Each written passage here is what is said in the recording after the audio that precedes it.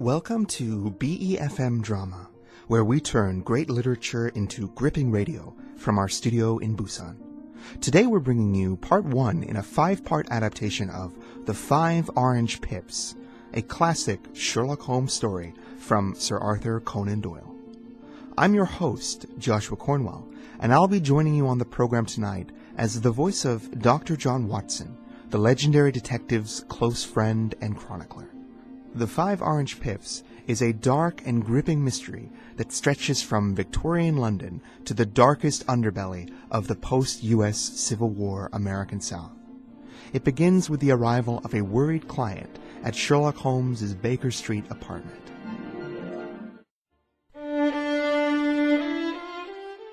When I look over my notes and records of the Sherlock Holmes cases I was involved with between 1882 and 1890, I see so many interesting stories that it's difficult to know which ones truly deserve to be told. Some have already gained attention in the newspapers, and others simply do not offer the kinds of strange details that allow my friend to truly demonstrate his powers. Other cases went unsolved, and, as narratives, are simply beginnings without end. There is, however, one of these unresolved cases that was so remarkable and startling that I feel it's an important one to tell, even if some of its details have never and will never be satisfactorily cleared up.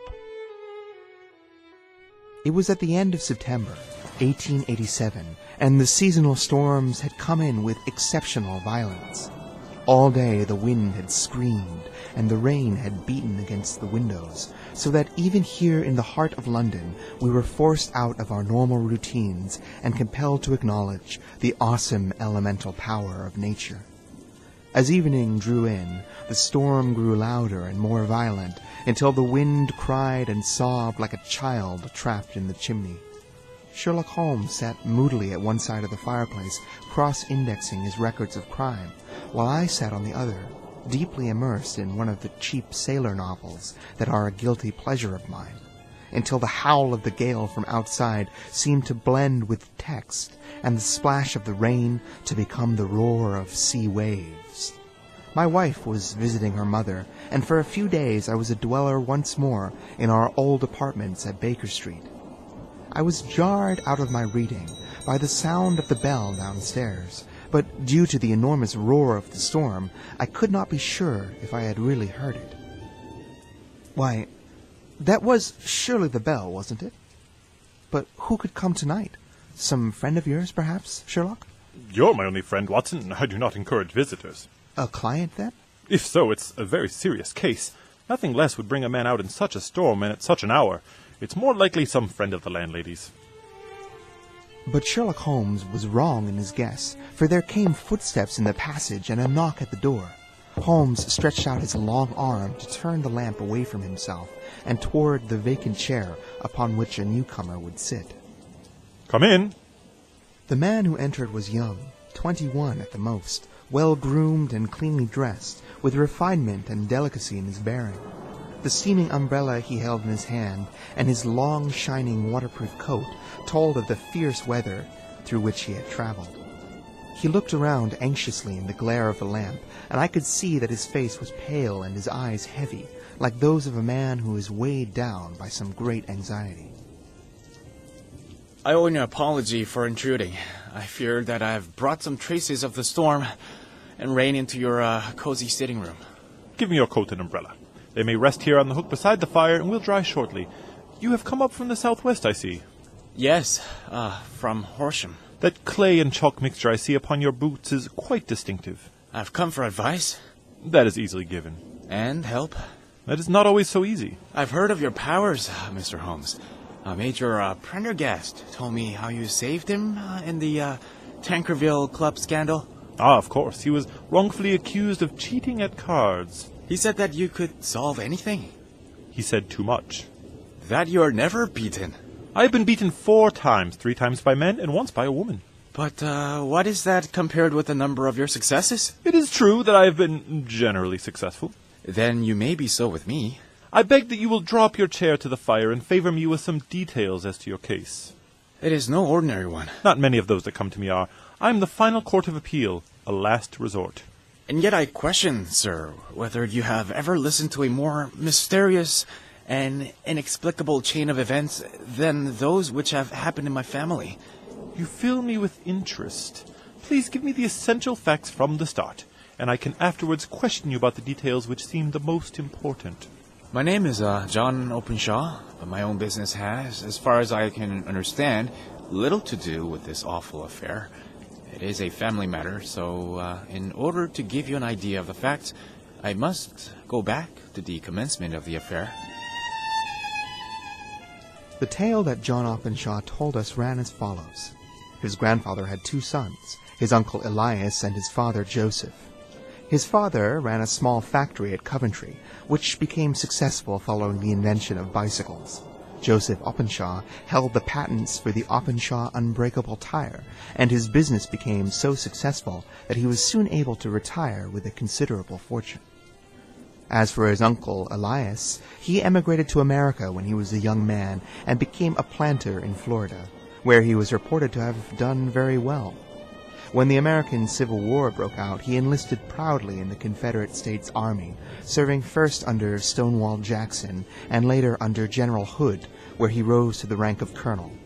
When Robert E. Lee laid down his arms and surrendered, ending the war, Elias returned to his plantation, where he remained for 3 or 4 years.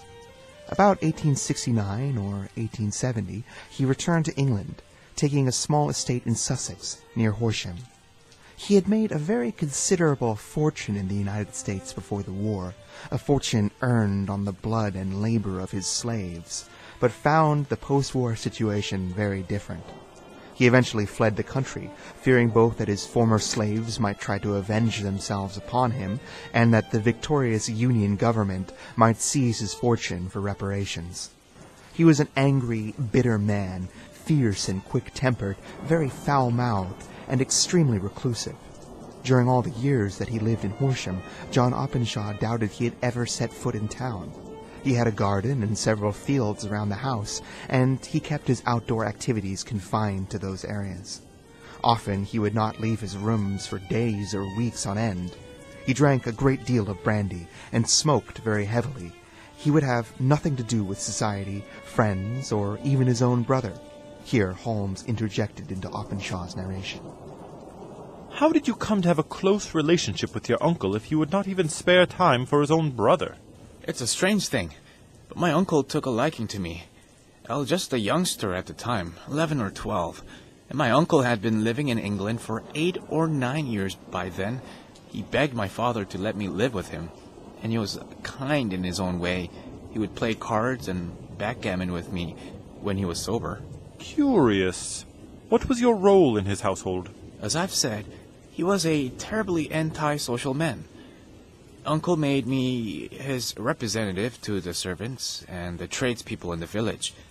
By the time I was 16, I was practically the master of the estate.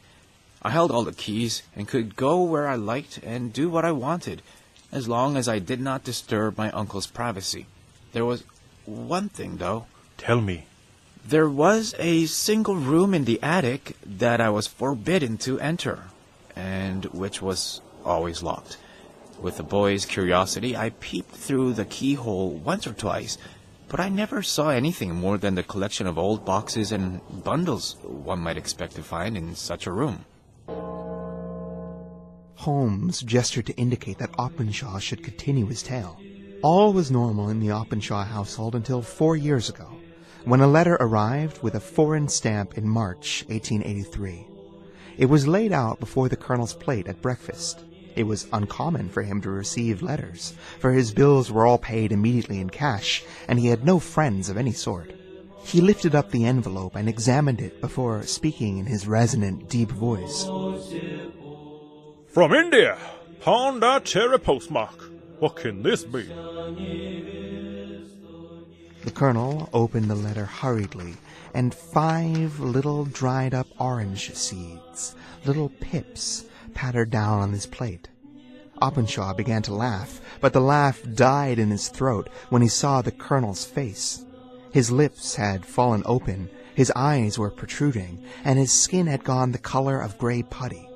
He glared at the letter he held in his trembling hand. KKK! My God, my sins have overtaken me.